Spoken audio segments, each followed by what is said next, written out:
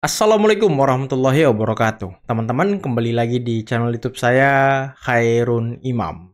Gimana nih kabar kalian? Semoga kita semua selalu diberi kesehatan, kemudahan, dan juga limpahan rezeki dari Yang Maha Kuasa, teman-teman ya.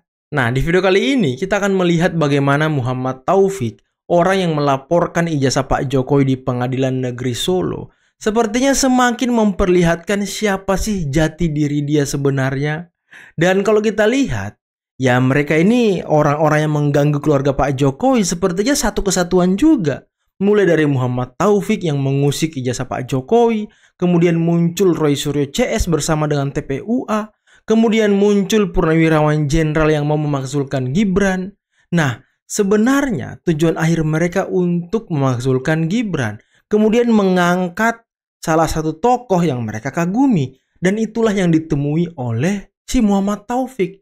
Nanti kita simak videonya teman-teman ya. Selain itu, saya juga punya tayangan di mana pengacara TPUA, pengacara Roy Suryo CS, Ahmad Kosinudin, orang yang sering kalian sebut-sebut tompel-tompel itu teman-teman, lagi-lagi ngamuk di pengadilan karena diteriaki teroris.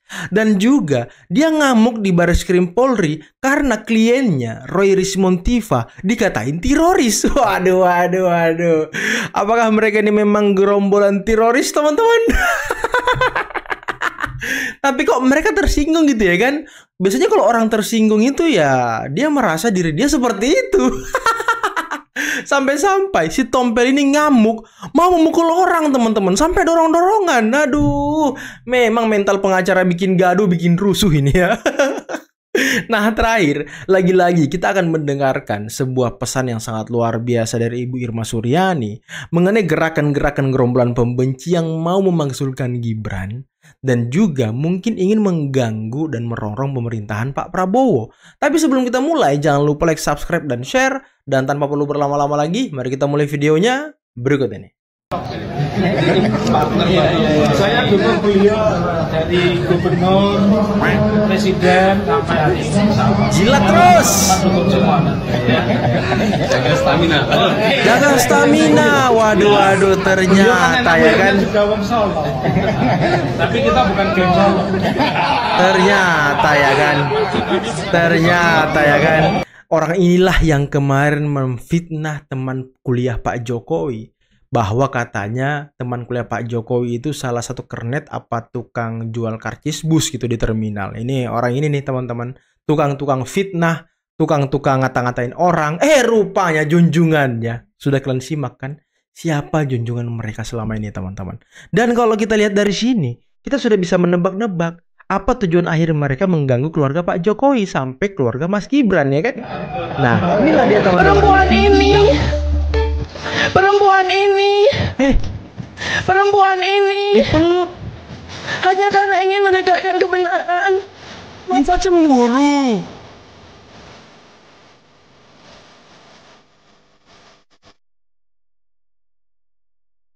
Dekat-dekat terus ya?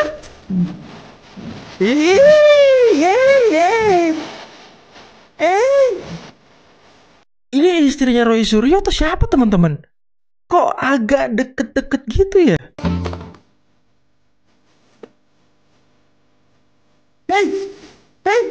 Tangannya.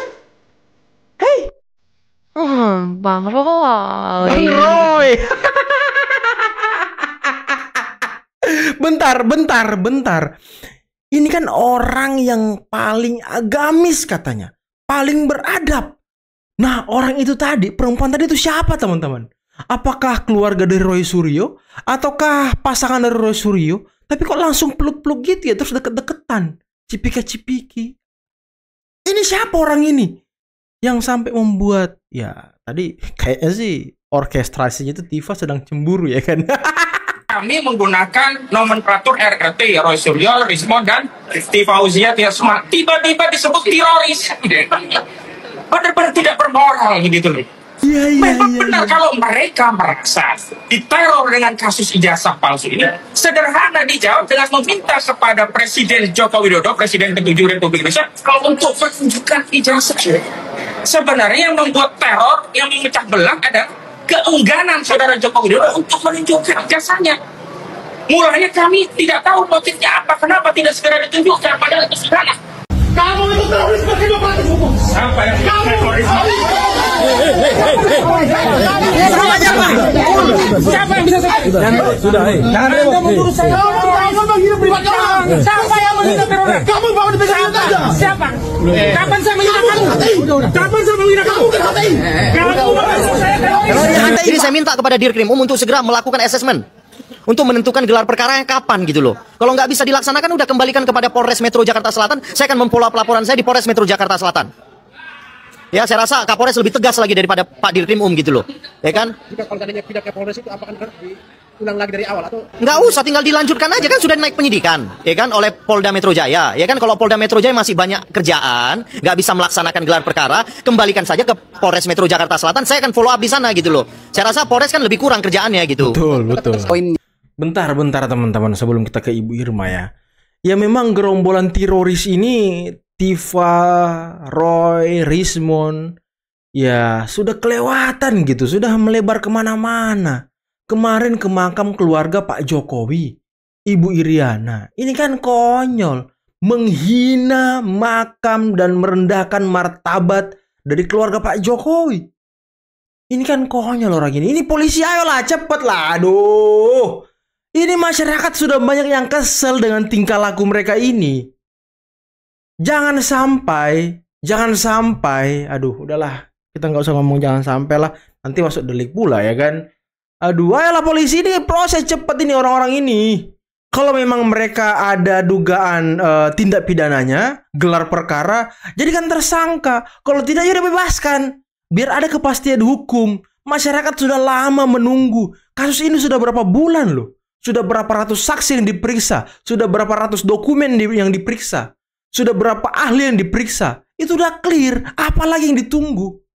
Dan saya mendengar Joshua Sinambela sudah diperiksa sebagai ahli. Itu minggu kemarin apa 2 minggu kemarin gitu. Sudah lama banget gitu loh. Dan biasanya kalau setelah pemeriksaan ahli, yaitu langsung gelar perkara. Ini kan lama banget gitu. Apakah ada permainan di belakangnya, ataukah ada orang besar yang mengontrol lebih kuat di kepolisian sampai mereka tidak ditangkap-tangkap gitu, sampai mereka tidak jadi tersangka gitu? Ini kan perlu dijelaskan nih, kenapa Polri lama gitu, lama. Dan tadi relawan Pak Jokowi sudah kembali melaporkan Roy Suryo CS ke Barreskrim Polri, teman-teman. Biar mereka tahu rasa. Kalau di Polda sibuk, laporkan Barreskrim. Ini lama sekali loh. Ya, termul senang, ya ternak-ternak yang lain kejang-kejang. Nah, itu. Kalau yang diributkan soal keputusan MK, seolah-olah ini kerjanya Jokowi sendirian. Ya. Loh, kan yang minta Gibran itu Pak Prabowo 5 kali bahkan. Kenapa kok Pak Prabowo-nya nggak dikritisi seperti mereka mengkritisi Jokowi misalnya? Kok Pak Prabowo kok ngambil orang yang kayak gitu? Kenapa sih kok Pak Prabowo minta sampai 5 kali lagi? Misalnya kan seperti itu. Nah kemudian kan partai koalisinya 08 ini, pasar koalisi 02, ini kan juga yang menyetujui bahkan mendukung. Kenapa kok mereka juga nggak dimintain pertanggungjawaban gitu? Benar. Terkait dengan keputusan MK ini gitu. Toh semuanya kan terlibat harusnya. Kalau mau bicara ya, mau bicara tendensius gitu. Tapi kan ini keputusannya keputusan MK, bukan keputusan presiden gitu. Harusnya kan Pak Prabowo juga di situ andil, partai koalisinya juga di situ andil gitu kan. Harusnya mereka yang juga ikut dimintai pertanggungjawaban kalau ya itu mereka anggap salah gitu. Kalau menurut saya itu yang harusnya kalau fair, kita mau bicara fair gitu. Dan kalau itu memang dianggap salah, harusnya kan pemilu nggak bisa terselenggara kan? Harusnya kan 01 dan 03 juga out. WO kan gitu loh, harusnya. Out dia, mereka nggak mau terima, gitu. Ini nggak sah. Karena gitu. ini nggak sah, kita nggak mau ikut. Kan pasti ada jalan keluar nantinya. Kenapa mereka ikut? Karena mereka meremehkan. Sebenarnya mereka anggap enteng ya, remeh lah, saya pasti menang kan itu. Ngatain begitu kalah baru. Ya kan? Jadi persoalkan. Padahal kalau dengan mereka membiarkan 02 ikut, Gibran ikut sebagai cawapresnya Pak Prabowo, kan implisit kan mereka mengakui. Harusnya begitu. Iya kan? Bukan agama apapun bersilaturahim itu dianjurkan, Mas. Ya kenapa harus dicurigai gitu loh? Kenapa otaknya curiga mulu gitu loh? Heran saya gitu yang lihat orang-orang yang kepo-kepo beginian gitu ya. Ada apa gitu. Belum apa-apa curiga duluan. Orang yang selalu pikirannya kotor ya, curiga terus itu hatinya pasti nggak bersih. Kalau hatinya nggak bersih dia pasti nggak pernah bahagia hidupnya. Iya, betul. Pasti nggak bahagia. Kenapa? Karena selalu curigaan mulu ya kan? Tetangganya beli TV baru, wah langsung heboh. Nah, seperti itulah contohnya gitu ya. Wah ini dia dari nyolong nih kok dari korupsi nih, ini kok beli TV gitu. Nah seperti itulah gitu ya. Nah ini contoh seperti itu yang saya maksudkan nih, ini apa oknum-oknum ini gitu. Nggak bisa ngeliat orang seneng, ya nggak bisa ngeliat orang melakukan satu kebaikan. Semuanya selalu konotasinya jelek. Bahkan ada yang menulis bilang begini, di framing bahwa masa publik dan masyarakat tidak percaya dengan Pak Jokowi karena dia seorang pembohong. Waduh. Karena dia orang pembohong dan merusak ya sendi-sendi kebangsaan. Terus saya bilang, apa yang dirusak? Nggak terlibat BLBI, nggak terlibat Senturi, nggak menjual Indosat istilahnya ya. Itu yang diributin sama netizen kan itu. Ini saya mengutip netizen loh ya. Nggak menjual, misalnya nggak terjadi korupsi-korupsi besar yang memang kemudian itu bisa dikonotasikan dia melakukan tindakan korupsi misalnya seperti itu. Bahkan dia mengembalikan Freeport, saham mayoritas Freeport, ya kan? Kemudian yang paling sekali dirasakan oleh masyarakat ketika misalnya jalan tol itu menjadi ada di seluruh Indonesia. Betul. Sumatera, ada yang bilang ya kan? Jalan tol nggak bisa kami makan. Ya nggak bisa, emang jalan tol nggak bisa dimakan, tapi bisa membuat mereka mencari makan. Tempo itu pernah datang ke kantor saya tahun 2014, maksa untuk ketemu. Ada seorang wartawati Tempo. Tapi menurut saya ini drama. Ketika datang ke kantor saya drama. Pokoknya saya harus ketemu. Oke datang. Wah saya dapat informasi A1 bahwa Bapak sudah kontrak dengan Prabowo sebagai konsultan Prabowo tahun 2014 waktu itu. Saya bilang enggak. Gak ada kontrak apa-apa dan gak ada pembicaraan apa-apa. Enggak, informasi saya A1. Saya sudah dapat full ceritanya, saya tinggal mau konfirmasi aja ke Anda. Soal apakah ini benar, berapa nilainya, itu aja. Sisanya ceritanya saya sudah tahu dari sumber A1. Ini karena ini teman baik, ini wartawati perempuan, saya bilang, kalau kamu tulis ini kamu bakal malu. Karena ceritanya bohong semua. Cerita itu gak ada, saya gak tahu tuh bagaimana cara orang mengarang cerita itu. Sampai itu, sehingga dia harus konfirmasi ke saya dan datang ke kantor saya. Jadi kalau kamu bilang ada cerita segala macam, itu cerita bohong semua. Tolong jangan ditulis. Karena kalau ditulis kamu akan malu karena itu nggak ada. Tapi karena dia teman, dia ikuti saya. Dia nggak tulis sama sekali. Dan abis itu dia keluar jadi wartawati media asing. Dan dia terima kasih sama saya. Untung dulu abang ingatin supaya saya nggak nulis cerita itu. Nah, yang kedua, ada nih tahun 2016, wartawan Tempo, inisialnya A. Banyak banget ya. Pokoknya dia ngotot lah. Dia ngotot, saya terima uang 30 miliar. Jadi saya sebelum jadi pejabat publik 2016 itu pernah jadi covernya Tempo.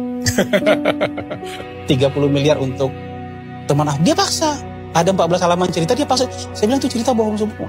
Tapi kalau kamu tulis, kita akan ketemu di pengadilan. Dan dia tuh sepanjang masa penulisan itu menyamar jadi penyidik KPK, telepon anggota saya, staf saya di perusahaan, nyamar jadi penyidik KPK, nyamar jadi orang PPATK, entah nyamar jadi apa lagi. Dan gak lama dia tulis. Sekarang drama sekali sih ini gitu. Dia itu tulisan dari awal sampai akhir salah semua. Saya bawa ke Dewan Pers. Dan Dewan Pers Tempo minta maaf untuk seluruhnya. Dia gak minta maaf, saya bawa ke pengadilan.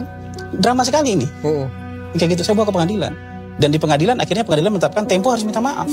Minta maaf untuk 1 halaman penuh di majalah, setengah halaman di koran, 7 hari berturut-turut di website Tempo. Kalau enggak, saya nuntut ganti rugi 64 miliar. Atau misalnya sebelum presiden berangkat ke India, tiba-tiba saya di stop sama wartawan Tempo. Dia bilang, Bang, saya dapat kabar. Besok Presiden Prabowo akan ketemu dengan Ibu Mega. Saya bilang, setahu saya besok Presiden berangkat ke India. Oh berarti pertemuannya dibatalkan ya Bapak? Oh dia mau bikin judul ini nih. Pakai mulut saya dia mau bikin judul pertemuan Presiden Prabowo dengan Ibu Mega dibatalkan. Saya bilang, Presiden besok berangkat ke India. Kamu tidak boleh kutip yang lain. Nggak boleh kamu terjemahkan yang lain. Kesel juga ya. Udah tahu Pak Jokowi itu sekarang menghindari pengujian ijazah. Legalitas udah paham kita.